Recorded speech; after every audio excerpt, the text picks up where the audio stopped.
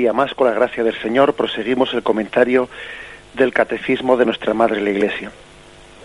Y dentro del credo, en el artículo que se refiere a la comunión de los santos, estamos dedicando, el Catecismo dedica los últimos puntos referidos a María, Madre de Cristo, Madre de la Iglesia. Con esto se corona ese artículo del credo, porque la comunión de los santos, María es la plenitud de esa comunión. Bien, pues en el punto 966, que es donde nos quedamos, vamos a leerlo y lo comentamos, se refiere a la asunción de María a los cielos. Finalmente, la Virgen Inmaculada, preservada libre de toda mancha de pecado original, terminado el curso de su vida en la tierra, fue llevada a la gloria del cielo y elevada al trono por el Señor como Reina del universo, para ser conformada más plenamente a su Hijo, Señor de los señores y vencedor del pecado y de la muerte. Así está, así también lo confiesa la proclamación del dogma de la Asunción de la Bienaventurada Virgen María por el Papa Pío XII en 1950. La Asunción de la Virgen María constituye una participación singular en la resurrección de su Hijo y una anticipación de la resurrección de los demás cristianos. Y aquí se introduce pues un texto litúrgico de la liturgia bizantina que dice: en tu parto has conservado la virginidad, en tu dormición no has abandonado el mundo, oh Madre de Dios. Tú te has reunido con la fuente de la vida, tú que concebiste al Dios vivo y que con tus oraciones librarás nuestras almas de la muerte. Vamos a dedicar pues esta catequesis del día de hoy a este punto de la Asunción de María a los cielos, viendo cómo en ello se corona también esa comunión de los santos. Bien, hay que decir que no se puede hablar de la Asunción de María a los cielos, ni siquiera de ningún otro título mariano, como podría ser, que aplicamos a María, ¿no? Como podría ser la Inmaculada o la Virginidad de María.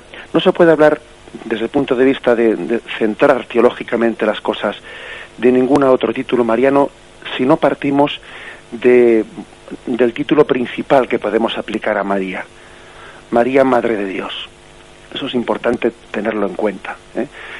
Si pretendemos explicar pues la Asunción de María a los cielos, pues su Inmaculada Concepción, etcétera, pues como una especie de privilegios que no se sabe exactamente, ¿no?, pues en qué se sustentan, pues no le haremos un flaco favor a la explicación de la Mariología. La Mariología bien entendida pues tiene que partir de que todo su eje, su columna vertebral, es la afirmación esa que hacemos en el Ave María: Santa María, Madre de Dios. Lo celebramos el día 1 de enero, Santa María, Madre de Dios, y con eso de que estamos ese día pues un poco pues con la resaca, que no abrimos los ojos hasta última hora pues del día casi, pues se nos pasa casi sin enterarnos que el día de Año Nuevo se celebra la solemnidad de Santa María, Madre de Dios. Y bueno, pues no tiene esa popularidad, esa fiesta, no la tiene, ¿no? Casi como pues nuestros pueblos se engalanan en el 15 de agosto, en la celebración del Día de la Asunción. Nuestros pueblos se engalanan también el Día de la Inmaculada, el Día de la Purísima, pero el día 1 de enero se nos puede llegar a pasar desapercibido, ¿no? Sin embargo, el título mariano por excelencia, el que lo encuadra todo, pues es Santa María, Madre de Dios. Y desde ahí se entienden muchas cosas. Se entiende la misma Inmaculada Concepción, ¿eh? Si leemos el prefacio litúrgico de la fiesta de la Inmaculada Concepción, se dice una expresión hermosísima que dice: purísima había de ser la que llevase en su seno al autor de la gracia. Pues evidentemente ser Madre de Dios convenía, ¿no?, para poder llevar a cabo esa maternidad divina, convenía que fuese purísima la que había de llevar en su seno al autor de la gracia. Convenía que fuese preservada de toda mancha de pecado la que había de ser Madre de Dios, Madre de aquel que viniese a perdonar nuestro pecado. Algo parecido pasa con la Asunción a los cielos. Algo parecido pasa con ello. Es decir, cuando decimos que María es asunta a los cielos, bueno, sabéis en primer lugar que se distingue la ascensión de la asunción, se distinguen ambas cosas. Jesús ascendió a los cielos, María fue asunta a los cielos, y con esa diferenciación terminológica, pues en la formulación de nuestro dogma, pues distinguimos que Jesús ascendió a los cielos por su propio poder y que María fue asunta a los cielos por el poder de Dios. Aquí claramente tenemos conciencia de que María es una criatura humana y que ya no tiene ese poder divino, sino pues que sencillamente recibe de Dios esa gracia de ascender a los cielos. Distinguimos, por lo tanto, la ascensión de la asunción. Por cierto, que esta es una buena contestación a quienes a veces acusan al catolicismo de haber divinizado a la Virgen María, en el sentido de pues de ponerla al mismo nivel que a Cristo, al Hijo de Dios. Pues no es cierto, y no es cierto, y aquí tenemos una buena contestación. La Iglesia jamás ha distinguido pues la ascensión de la asunción, y la asunción es aquella que no tiene poder propio personal para subir a los cielos, sino que Dios mismo, ¿no?, la asume a su gloria. Bien, por lo tanto, la asunción de María a los cielos también hay que explicarla ligada a ese título clave que es el de Santa María, Madre de Dios. Porque de alguna manera, también igual que se dice, purísima habría de ser la que llevase en su seno el autor de la gracia, también parece lógico que aquella que había llevado en su seno al autor de la vida, también compartiese con él la gloria plena. Parece lógico que Jesús también quisiese coronar su obra, especialmente en su madre, que quisiese coronar su obra en aquel que había también, en aquella a la que tantas veces había besado en su vida. Pensemos una cosa, y es que Jesús, desde que está ascendido a los cielos, él ya no únicamente es Dios, como lo era desde toda la eternidad, sino que también es hombre. Jesús no subió a los cielos igual que bajó. No, subió siendo hombre ya para toda la eternidad. Él no se hizo hombre durante 33 años para dejar aquí su condición humana y volver a la condición que tenía antes. No, es que podemos decir que la encarnación ha supuesto que algo ha cambiado para siempre en el seno de la eternidad.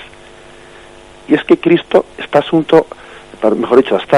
está en los cielos, ha ascendido a los cielos, elevando también su humanidad. ¿Y por qué subrayo esto? Pues porque subrayo que creo que también Jesús ama no solamente con amor divino, también ama con amor humano. Desde que ascendió a los cielos, Jesús nos ama no solo con amor divino, también nos ama con un corazón humano. Y ese Jesús que tantas miles de veces besó a su madre María aquí en la tierra, miles de besos, ¿no?, le daría Jesús, niño, a su madre María, y seguro que también se los daría pues de adulto, ¿no? Esos miles de besos, ese cariño humano que Jesús, no solo divino, sino también humano, que Jesús expresó a María, ahora es prolongado en el cielo para siempre. Por lo tanto, también el hecho de que María, la madre de Jesús, esté asunta en los cielos, al mismo Jesús le permite prolongar con ella, y también incluso en su corporalidad, aunque sea una corporalidad resucitada, no como la nuestra, ¿no?, pues una corporalidad glorificada. A Jesús le permite prolongar con María en el cielo el cariño que le tuvo en la tierra. Esto es algo que igual, no sé si lo hemos llegado a pensar, ¿no? Hay ciertos detalles que igual se nos escapan desapercibidos. Pues sí, Jesús, aquel que con tanto cariño besó, llamó a su madre, él también ha querido pues que su madre esté asunta a los cielos para poder prolongar con ella ese cariño que tuvo en la tierra. Y además también para coronar en ella la obra de la gracia. Para coronar en ella la obra de la gracia. No entendemos, pues, a veces se habla de la asunción de María a los cielos o de la Inmaculada Concepción en el sentido de privilegios, además se les llaman privilegios marianos. Bueno, la palabra privilegio puede ser bien entendida, pero en la cultura actual resulta un poco antipática esa palabra, la palabra privilegio. bueno, yo creo que no se trata de los privilegios de María, sino se trata de los medios a través del cual la gloria de Dios todavía pues resalta más a nuestros ojos, ¿eh? Cuando María dice: el Señor ha hecho obras grandes por mí, desde ahora me llamarán bienaventuradas todas las generaciones. María afirma, ella tiene una clara conciencia de que lo que ella está recibiendo, la obra que Dios está haciendo en ella, es para gloria de Dios, es para gloria de Dios. María no se vanagloria, y utilicemos la palabra así etimológicamente, ¿no? María no se vanagloria de lo que Dios hace en ella. Ella se siente como el pincel de Dios, se siente como el cuadro de Dios en el que Dios plasma su mayor obra, y eso para María no es motivo de vanagloria. Nos solemos vanagloriar a aquellos que no tenemos el corazón puesto en Dios y que cualquier obra buena que hacemos nos la atribuimos a nosotros mismos, ¿no? Robándole a Dios la gloria. Cualquier cosa buena que hacemos parece que ya es motivo de vanagloria para nosotros, porque no somos conscientes de ser instrumento de Dios. Por lo tanto, la palabra privilegio de María no la entendamos en el sentido de atribuirle a ella una gloria al margen de la gloria, no, al margen de la gloria de Dios en absoluto. María no se vanagloria, María sencillamente es la expresión de la obra de Dios, y María se abre, se ofrece a Dios, ¿no? Es cierto que ella se queda verdaderamente, se queda turbada, se queda perpleja, ¿no?, de que Dios la haya elegido a ella, y ella se siente como absolutamente, pues como una criatura que ha sido elegida a Dios de una manera inmerecida, ¿no?, por su parte. Pero sin embargo ella se ofrece a Dios para que Dios haga en ella obras grandes, y lo confiesa, pero no vanagloriando, sino dando gloria a Dios. Por lo tanto, la palabra privilegio hay que entenderla no en ese sentido de que a veces tiene en nuestro lenguaje, que el que se arroga privilegios es el que busca la vanagloria, no, pues en absoluto, ¿no? La palabra privilegio es decir, es una elección gratuita de Dios para expresar su gloria y para que el mundo vea qué hermosa puede ser la santidad de Dios si el hombre es dócil y si el hombre se deja moldear por Dios como una arcilla dócil en manos del alfarero. En ese sentido hay que hablar de la palabra privilegio y no en otro. Bien, vamos a meditarlo y continuamos enseguida.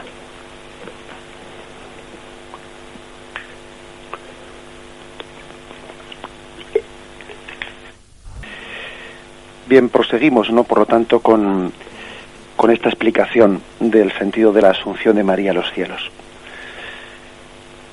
Ella dice, especificamos un poco, no, pues expresión por expresión lo que dice este párrafo: es elevada al trono por el Señor, reina del universo, para ser conformada más plenamente a su Hijo.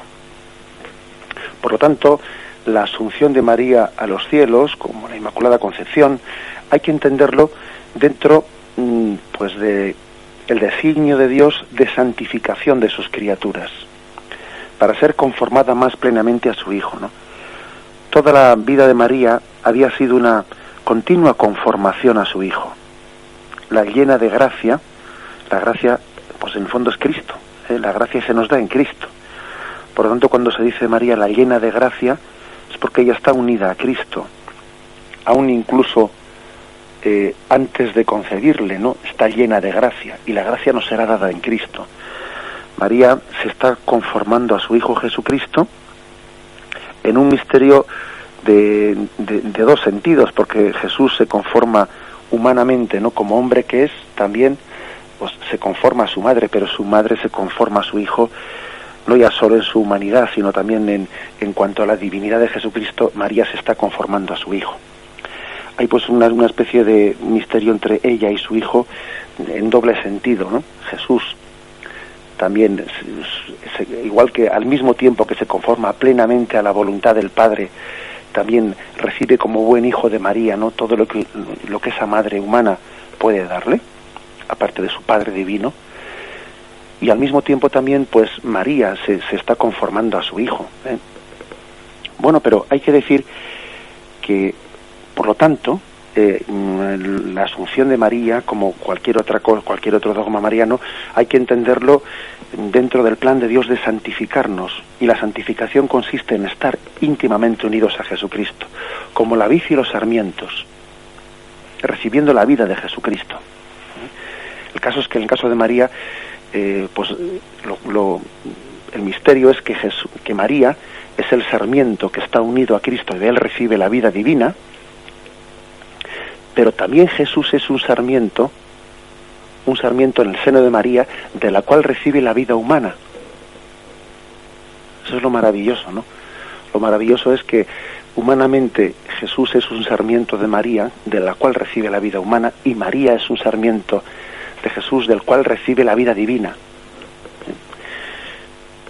El caso es que este punto del catecismo, dando un paso más, ¿no?, explica que para ser conformada plenamente a su Hijo, y a su Hijo le llama Señor de señores y vencedor del pecado y de la muerte. Y aquí está una clave determinante, ¿no?, de lo que es la asunción de María a los cielos. Que Jesús mostró su señorío en el mundo, venciendo el pecado, y en María Jesús venció el pecado, y mostró también su señorío venciendo la muerte, y en María Jesús venció la muerte.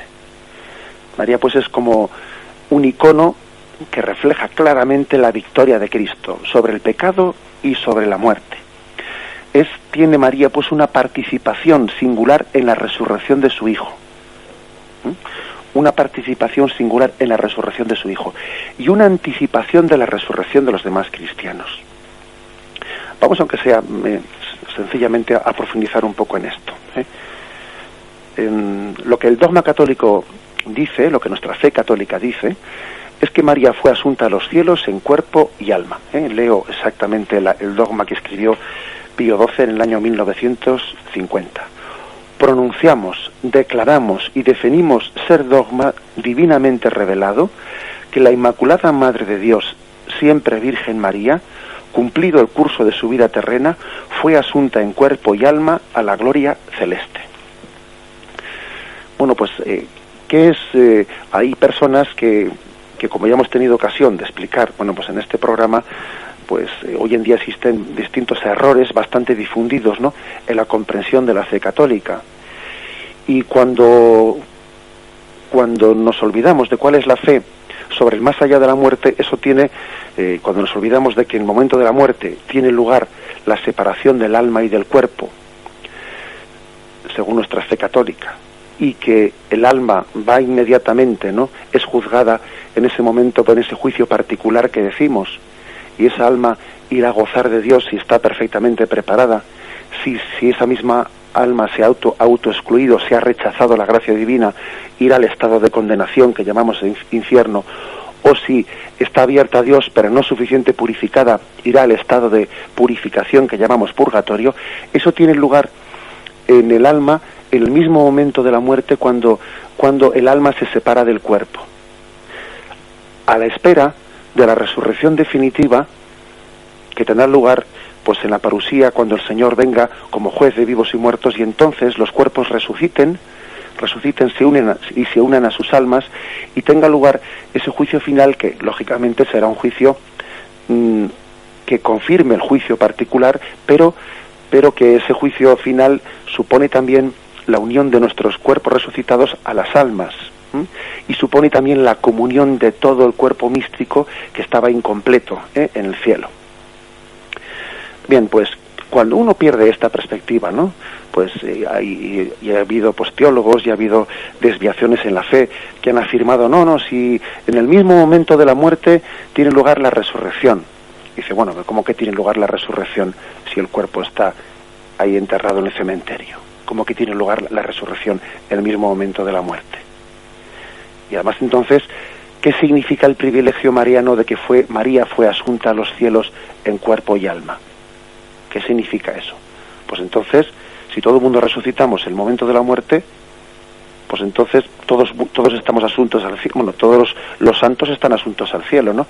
Eso que celebramos el 15 de agosto de la Virgen María, pues no tiene ningún sentido de privilegio mariano que Dios le quisiese dar ese don a María de una forma especial, porque es decir, que cuando se niega eso de que en la muerte hay una separación de cuerpo y alma, y la resurrección final, la resurrección de nuestros cuerpos tendrá lugar al final de los tiempos, cuando se niega eso, se hace incomprensible el dogma de la asunción de María a los cielos, se hace incomprensible. Como hacía referencia un oyente en una intervención que tuvo en el programa recientemente, la verdad es que cuando se niega algún artículo de nuestra fe católica, tiene inmediatamente repercusiones en el dogma mariano, en nuestra fe mariana. Sería incomprensible, porque de lo contrario sería como decir que el 15 de agosto lo que estamos celebrando es pues que la canonización de la Virgen María. No, mire usted, eso no es la canonización de la Virgen María. La Virgen María ya sabemos que está en el cielo. Estamos celebrando la asunción al cielo en cuerpo y alma, no únicamente en alma, sino también en cuerpo. Bien, María pues está adelantando, el resto de los santos están en el cielo, pero únicamente con su alma. Su cuerpo todavía no está en el cielo.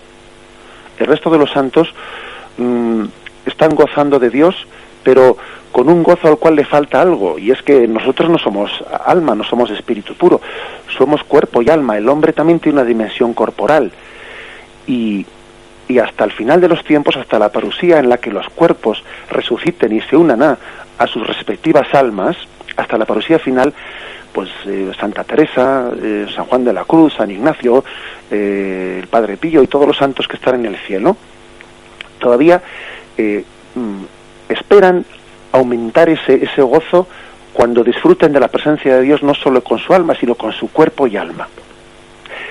Sin embargo, en María, ese pleno triunfo sobre la muerte ya se ha dado. Mejor dicho, sobre el pecado ya se ha dado. Y ese pleno triunfo, ese pleno gozo de Dios, pues se da en María, pues por el hecho de que está gozando de Dios no solo en alma, sino en cuerpo y alma. En cuerpo y alma. Esta es la clave, ¿no? De que por qué el Señor ha querido hacer en María esto, ha querido anticipar lo que es el destino eterno de todos nosotros. En María ha sido anticipado la gloria plena. No es que los santos, entendedme bien, ¿no? Pues estén en el cielo sufriendo, pues porque les falta el cuerpo. Porque yo creo que en el cielo no se puede hablar de sufrimiento. Bueno, yo creo no se puede hablar de sufrimiento. Pero sí es verdad que en el momento en el que sus cuerpos resuciten y se unan, su gozo, su capacidad de gozo de Dios todavía será mayor. Será mayor porque amarán a Dios y gozarán de su visión plenamente, también en su corporalidad, no solo desde el punto de vista de sus almas, ¿no? Sino también el ser entero del hombre gozará de Dios. Por lo tanto, de esta forma se entiende lo que es la asunción de María a los cielos. Ella sí, Dios ha querido que goce en cuerpo y alma plenamente de Dios. Y permitidme que añada una cosa, así un poco de cosecha propia, ¿no? Y también Jesús ha querido gozar de su madre en el cielo, no solo en alma, sino en cuerpo y alma. También yo creo que así también legítimamente podemos entender esto, que Jesús también ha querido, como decíamos antes, gozar de su madre, pues no solo en alma, sino en cuerpo y alma. Igual que la besó en la tierra, quiere besarla en el cielo. Creo que es legítimo poder decir esto, porque está estrictamente ajustado, ¿no? Pues también a lo que es una centrada cristología, entendiendo además que el ser hombre implica también una corporalidad, ¿no? Que expresa su amor, incluso no solo espiritual, sino también corporalmente. Bien, vamos a meditar brevemente esto y seguimos enseguida. Bien, y este punto del catecismo que estamos hoy comentando, el 966, termina con una cita de la liturgia bizantina, de la liturgia oriental. Pone aquí tropario de la fiesta de la dormición. La palabra tropario igual nos es un poco desconocida, pero un tropario es un himno litúrgico de una fiesta del día, en la liturgia bizantina, en la liturgia oriental. Y la Iglesia cita este texto, y además lo cita porque nosotros también la liturgia, y la liturgia es una fuente en la que se expresa la revelación de Dios. Hay un adagio latino, un proverbio que dice: lex orandi, lex credendi, es decir, aquello que se reza, aquello que la Iglesia reza, es lo que la Iglesia cree. Por lo tanto, si tú quieres en algún momento matizar cuál es la fe, fíjate detenidamente en qué es lo que rezas, qué es lo que se reza en la liturgia. Lex orandi, lex credendi quiere decir, en los mismos textos de nuestras oraciones que desde los primeros siglos, ¿no?, hemos elevado a Dios, está expresada la fe, con lo cual también fíjate con detenimiento en qué fórmulas ha utilizado la Iglesia para rezar, y en ellas descubrirás cuál es la fe de la Iglesia. Por esto, con frecuencia podéis observar cómo también el catecismo recurre a algunos textos litúrgicos, que es lo que la Iglesia ha rezado siempre, para ver en ellos también pues una fuente en la que se nos revela, se nos descubre cuál es la fe de la Iglesia. Bien, pues dice este himno litúrgico de la Iglesia bizantina: en tu parto has conservado la virginidad, en tu dormición no has abandonado el mundo, oh Madre de Dios. Tú te has reunido con la fuente de la vida, tú que concebiste al Dios vivo y que con tus oraciones librarás nuestras almas de la muerte. Bueno, pues el primer comentario que hay que hacer, cuando habla aquí de la dormición, María más bien tuvo un tránsito que podríamos llamar de esta vida a la vida eterna, pues en algo que podríamos llamar un tránsito sin haber llegado expresamente a morir en la separación del cuerpo y alma. O sea, no está definido si en María se produjo esa separación de cuerpo y alma y tras la muerte fue asunta a los cielos en cuerpo y alma, produciéndose pues una especie de resurrección de María, una resurrección de María, o si sin haber tenido lugar esa muerte, esa separación de cuerpo y alma, María fue asunta a los cielos. Eso no está definido. Por eso con delicadeza, sin meterse en eso, porque eso queda a la discusión libre de los teólogos, la Iglesia pues utiliza el término dormición. El término dormición pues puede ser aplicado indistintamente a la muerte, o puede ser aplicado indistintamente también pues a ese paso de María, sin haber muerto, sin que se hubiese separado el alma del cuerpo, pues a ese paso de asunción al cielo. Eso es una cosa que, como digo, la Iglesia no entra en eso a la hora de definir que María esté asunta a los cielos. Hay que decir pues que bueno, que en cuanto a la tradición un poco arqueológica, por decir de alguna forma, ¿no?, a los restos arqueológicos, pues hay dos tradiciones. Una es que María murió en Éfeso, y otra que María murió o tuvo la dormición, matizo esto, o tuvo su dormición en Jerusalén. Y se conserva una iglesia cerca del torrente de Cedrón, muy cerca de Getsemaní, donde está el sepulcro de la Virgen. Pues a juzgar por esa tradición que se transmite en ese lugar, entonces María sí hubiese muerto, porque allí se conserva pues un sepulcro que incluso tiene 3 cámaras de acceso finalmente a lo que hubiese sido la tumba de la Virgen. Y bueno, pues según esa tradición que se conserva en ese lugar, María hubiese muerto y después hubiese sido asunta a los cielos en esa resurrección de ese cuerpo. Según, como digo, otras tradiciones, pues María no hubiese llegado a morir si no hubiese tenido esa asunción a los cielos inmediatamente después. Bueno, el caso es que lo principal es que entendamos que también la corrupción del cuerpo es una causa, mejor dicho, una consecuencia del pecado. Es una consecuencia del pecado. Y lo que podemos decir es que precisamente el cuerpo de María fue preservado de esa corrupción. Ojo, al igual que también lo decimos del cuerpo de Cristo, que el cuerpo de Cristo que permaneció en el sepulcro, aunque el alma de Cristo se separó de su cuerpo y descendió a los infiernos, etcétera, pues sin embargo nosotros afirmamos claramente que el cuerpo de Cristo fue preservado de la corrupción. Convenía pues, ¿no?, que ese cuerpo de María hubiese muerto, no hubiese muerto, pero bueno, fuese preservado de esa corrupción En ese sentido se le llama pues dormición de María. También desde aquí no pues se ha conllevado, se ha desprendido pues una cierta tradición y una cierta forma de Dios de hacer las cosas, que a veces Dios ha querido dar un signo de santidad, pues cuando ha querido que algunos santos hayan tenido como el milagro de la incorrupción de sus cuerpos. Se conserva su cuerpo incorrupto, pues en tal lugar, etcétera. Esta incorrupción del cuerpo de algunos santos, pues es un signo que Dios ha querido dar, ¿no? Pues de la santidad. Lo cual no quiere decir que si un santo su cuerpo se corrompe es que no fue santo, en absoluto. Eso no se puede decir, porque Dios puede dar sus signos pues para significar una cosa sin querer decir que el signo pues sea necesario, sea obligatorio. El signo es un signo, El signo no es más que un signo, Por lo tanto, sí es cierto que la incorrupción del cuerpo pues puede ser en los santos un signo de santidad, que Dios ha querido también manifestar con ello que como la corrupción entró en el mundo como consecuencia del pecado, pues la santidad, Dios ha querido manifestar en algún caso determinado la santidad pues de un santo con el signo de la incorrupción de su cuerpo, pero no necesariamente, ese signo no es necesario para demostrar su santidad. Bien, dicho esto, fijémonos en este himno litúrgico con más detenimiento. Dice: en tu parto has conservado la virginidad.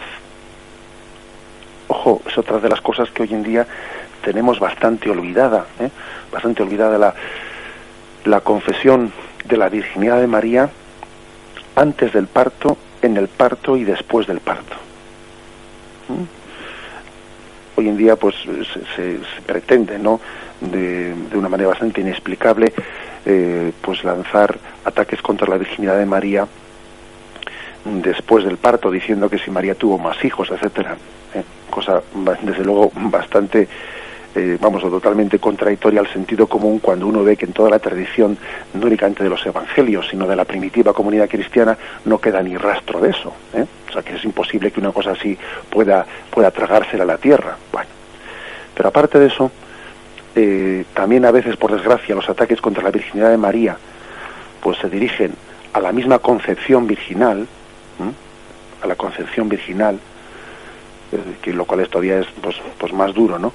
Pero yo creo que es que casi ni se habla de la virginidad de María en el parto. Y aquí, pues como veis, la Iglesia no se avergüenza en absoluto de confesarlo. María fue virgen antes del parto, en el parto y después del parto. En tu parto has conservado la virginidad. La Iglesia no llega a explicar exactamente en qué consiste esa virginidad en el parto. Bueno, pues también, pero sí que afirma el hecho. Afirma el hecho de que María conserva la virginidad en el parto. Porque es un parto milagroso, para entendernos, no un parto en el que, como dicen algunos autores, no como el rayo es capaz de pasar por el cristal, ¿no? Pues así también Jesús es capaz de nacer en ese parto virginal.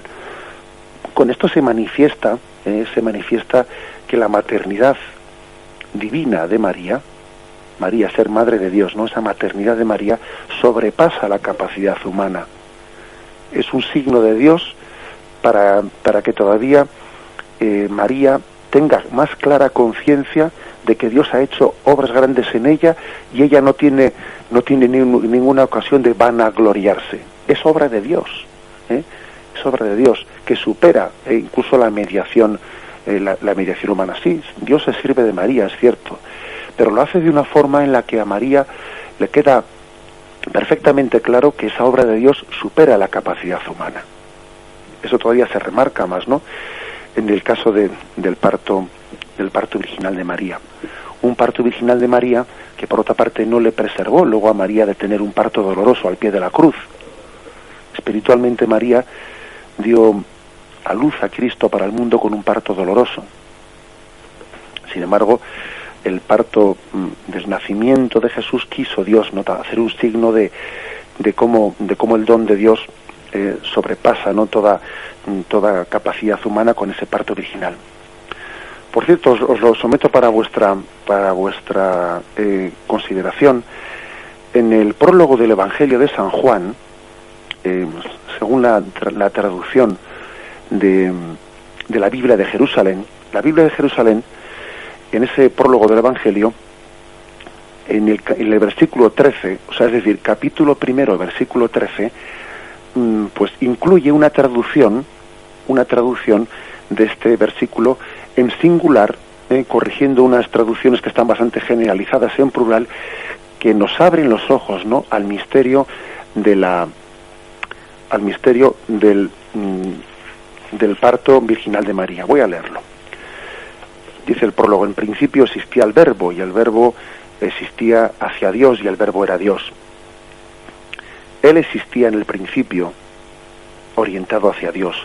Todo llegó a existir por medio de Él, es decir, sin Él no existió nada. Lo que ha llegado a la existencia, en Él era vida, y la vida era la luz de los hombres. Y la luz brilla en la oscuridad, y la oscuridad no logra sofocarla. Hubo un hombre enviado por Dios, cuyo nombre era Juan. Este llegó para dar testimonio, para que testificara en favor de la luz, a fin de que todos llegaran a creer por medio de él. Él no era la luz, sino que tenía que testificar en favor de la luz. Esta era la luz verdadera que al venir al mundo ilumina a todo hombre. En el mundo estaba, pero el mundo existió por medio de él, pero el mundo no la conoció. Llegó a su heredad, pero los suyos no la recibieron. Y ahora va el texto clave, En cambio, a cuantos lo aceptaron, a los que creen en su nombre, les hizo capaces de llegar a ser hijos de Dios. Y ahora viene la traducción en singular. El cual no nació de sangre, ni de deseo de carne, ni de deseo de varón, sino de Dios.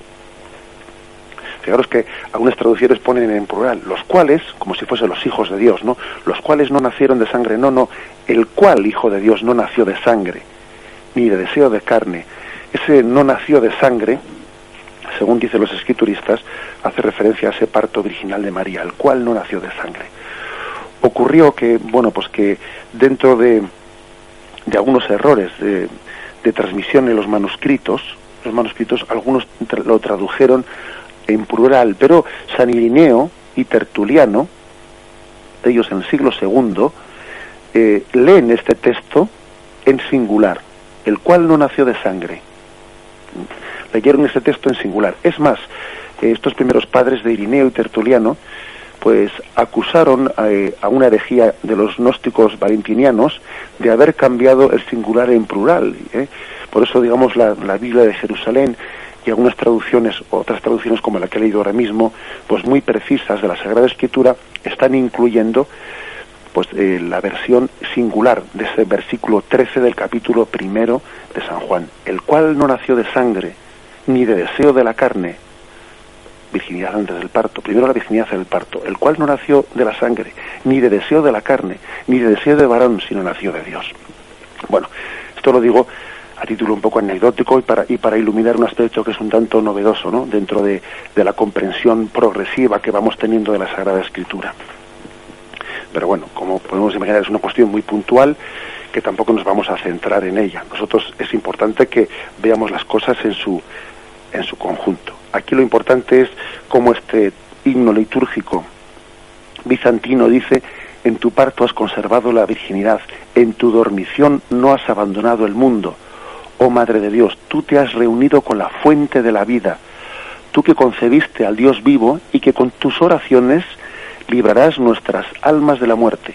Otro detalle, fijaros, dice: con tus oraciones librarás nuestra alma de la muerte. No dice con tu gracia, porque esa gracia solamente la tiene Dios. Dice con tus oraciones. Nuestra fe católica en la figura de María nunca la ha divinizado. Hemos distinguido claramente lo que es ascensión de asunción. Hemos distinguido lo que es que María nos alcance la salvación del alma con sus oraciones, a que sea ella la que nos salve. No, el que nos salve es Jesucristo. Otra cosa es que María con sus oraciones nos alcance esa salvación por su intercesión. Pero nosotros hablamos de que Cristo es nuestro Salvador, y María es la que intercede ante Cristo, no por la salvación del mundo. Vamos a concluir esta exposición de este punto 966 de la Asunción de María con esta poesía, esta oración que quiere compendiar todo este amor a María. en torno al sepulcro de la Virgen allá en Jerusalén se reza, los peregrinos leen este texto. María se nos va al cielo, espíritu purísimo que no conoció varón, copartícipe excepcional con el espíritu en la acampada del Dios encarnado, en la maternidad singularísima de su carne. Madre de Dios, por tanto, besada cariñosamente 1000 veces por un niño, pero qué niño, amante como todo niño, aunque era hijo unigénito del Padre y suyo mismo, corredentora con él desde siempre en la mente del Padre, en interminable vía dolorosa hasta la roca que nos salva, intérprete privilegiada de nuestras carencias ante el poder del Hijo glorioso, traspasada su carne desde su concepción, ya siempre como el relámpago fecundante del Espíritu. ¿Quién sería capaz de someter a muerte y corrupción y reducir a ceniza insignificante un cuerpo venerable ya en vida y de suyo glorioso, lleno de gracia además, según la autorizada opinión de un arcángel? Pues evidentemente nadie sería capaz de someterle a muerte y corrupción, y su hijo Jesucristo quiso, por lo tanto, asumirla a los cielos, ¿no?, en cuerpo y alma. Concluimos de esta forma, de esta manera, la explicación del catecismo de este punto 966. Damos paso ahora a la llamada de los oyentes. Podéis participar formulando vuestras preguntas o haciendo vuestras aportaciones, llamando al teléfono 917 107 700, 917 107 700.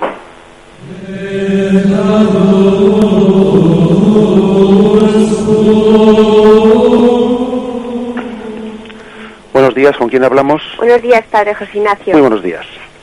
Bueno, una pasada lo que nos acaba de explicar, y yo tenía una pequeña duda y bueno, creo que prácticamente me la ha aclarado, pero así todo se la voy a decir, padre. Yo siempre, soy devota de María, bueno, algo tengo hasta incluso el libro de María, ¿no? Uh-huh. Que lo tengo, y tengo también la Tierra Prometida, ¿no? Uh-huh. Pero había una cosa que me hacía siempre pues pensar un poquito, padre, que era María, al tener a su hijo, si había sufrido en el parto, por así decirlo, ¿no? Entonces, claro, he entendido perfectamente lo que usted dice, ¿no? Que ella cuando más sufrió fue cuando vio a su hijo crucificado, ¿no? Entonces que prácticamente pues se ha aclarado, ¿no? La duda que yo tenía, porque pensaba, Dios mío, pues si cuando tenemos unos hijos sufrimos tantísimo, pues y ella cómo pudo. O sea, ahora una pequeña duda, o sea, de acuerdo, sí, me entiendo, padre, sí. O sea, no es que desconfiara, no, en absoluto, sí, padre, sí. Pero era una pequeña duda que yo tenía, que prácticamente ya la he entendido, ¿no? Ya. Pero quería que usted me lo explicara un poquito. De acuerdo, muy bien. Gracias, padre. Pues le añado la explicación, o completando lo que dice anteriormente, que acordémonos de que en el Génesis, como una de las consecuencias del pecado original, se dice parirás con dolor. Se expresa pues, ¿no?, de que el parto doloroso también expresa gráficamente, ¿no?, pues esa consecuencia del pecado original.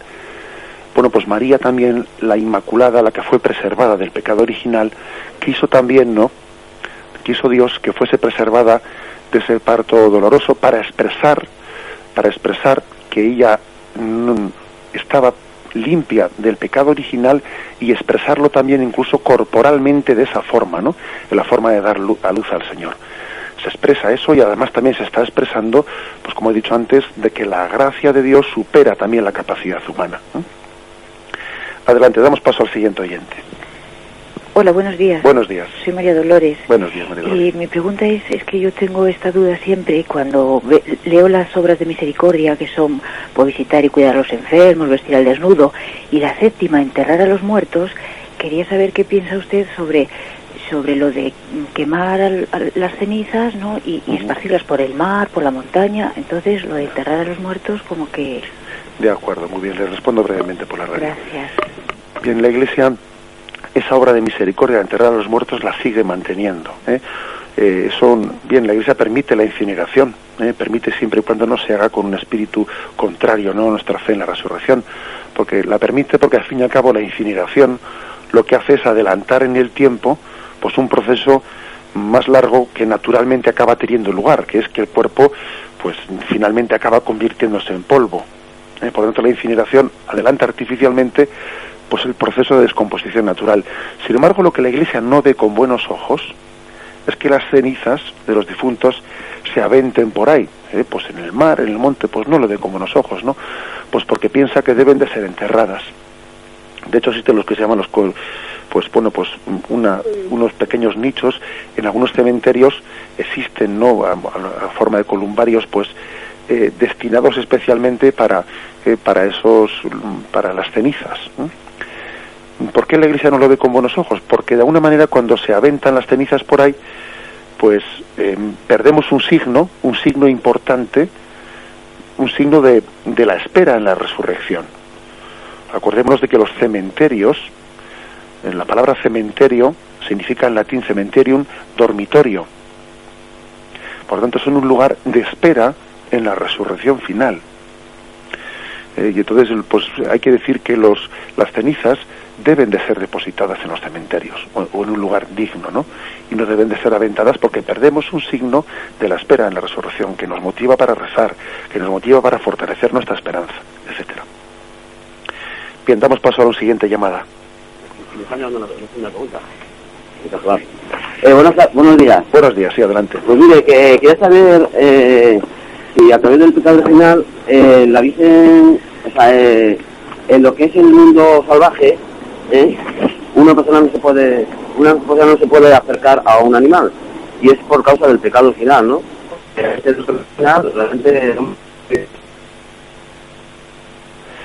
Me parece que igual vamos a dar paso a otro oyente, porque esa llamada se recibe con mucha deficiencia. Damos paso al siguiente oyente. Hola. Buenos días, ¿con quién hablamos? Hola, buenos días. Buenos días. Mi nombre es Luz. Sí. Mire, Luz, padre, bueno, por un lado, pues como siempre agradeciéndole, porque todos los días nos ayuda a amanecer de otra forma, ¿no?, con sus explicaciones, que nos da mucha compañía. Bueno, pues mi pregunta es en referente al rosario.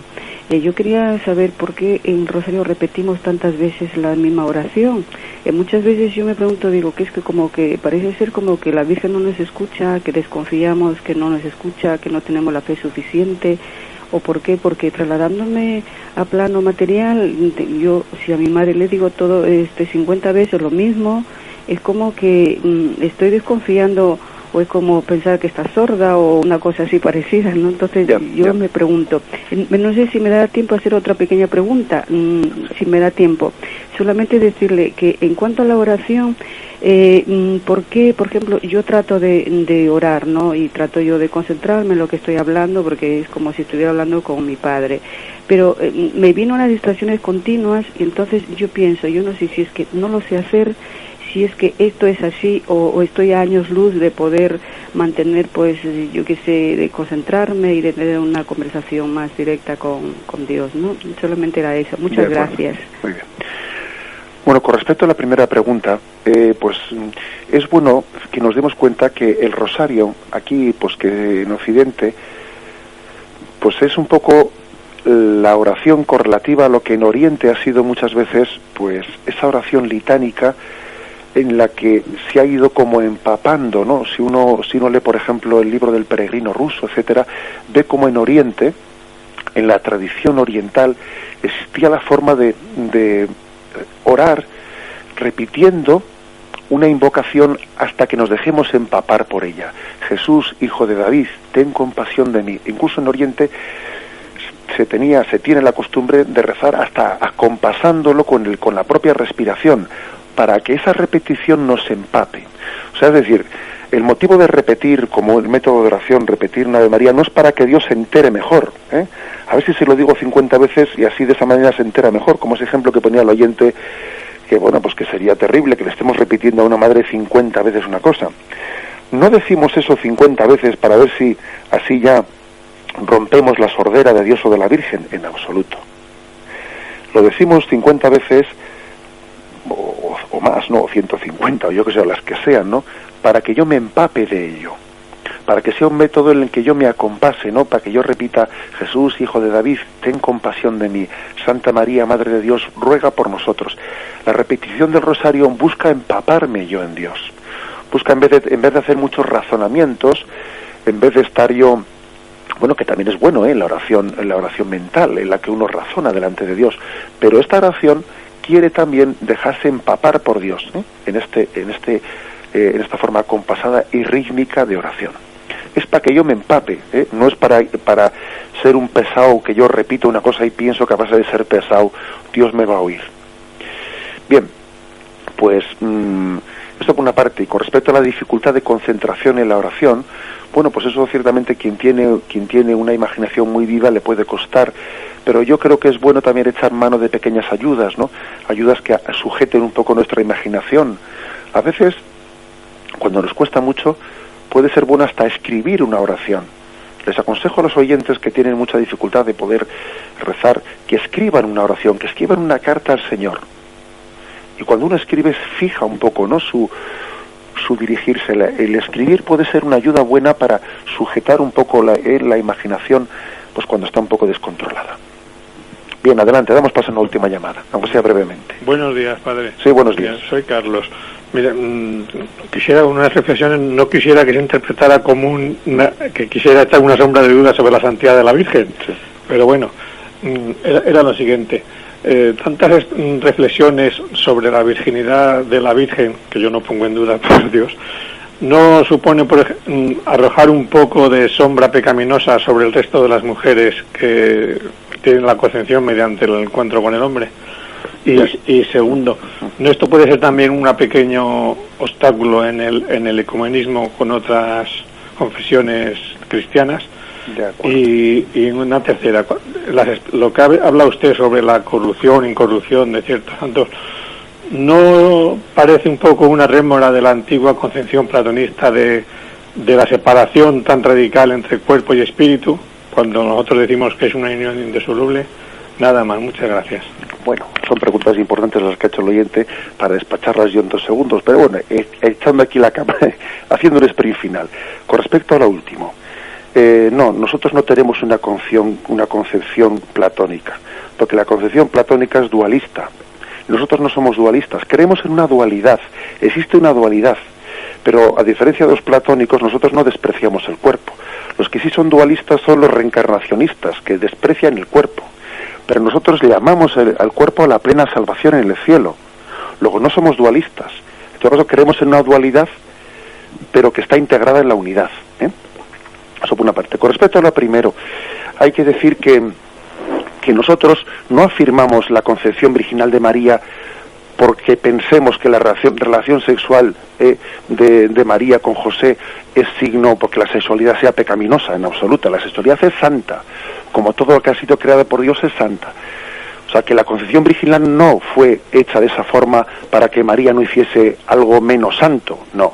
Fue hecha de esa forma para significar la naturaleza divina de Jesucristo, porque si Jesús hubiese nacido de varón y de mujer, de José y de María, estaría muy claro que es hombre. Lo que no estaría tan claro es que es Dios, así de claro. Es decir, si María hubiese nacido de relación carnal, estaría muy claramente significada su condición humana, pero su condición divina no estaría nada claramente significada, Por lo tanto, la forma en la que Dios quiso que se concibiese Jesucristo manifiesta que es verdadero Dios porque fue concebido por obra del Espíritu Santo y que es verdadero hombre porque fue concebido en las entrañas de la Virgen María y de ella tomó carne. Esa forma de ser concebido no es porque despreciemos la sexualidad en absoluto, sino porque de esa manera se significa más claramente la condición divina de Jesucristo y la condición humana. Bueno, pido perdón porque nos hemos extendido más de lo debido en el horario. Y me despido con la bendición de Dios Todopoderoso, Padre, Hijo y Espíritu Santo, descienda sobre vosotros. Alabado sea Jesucristo.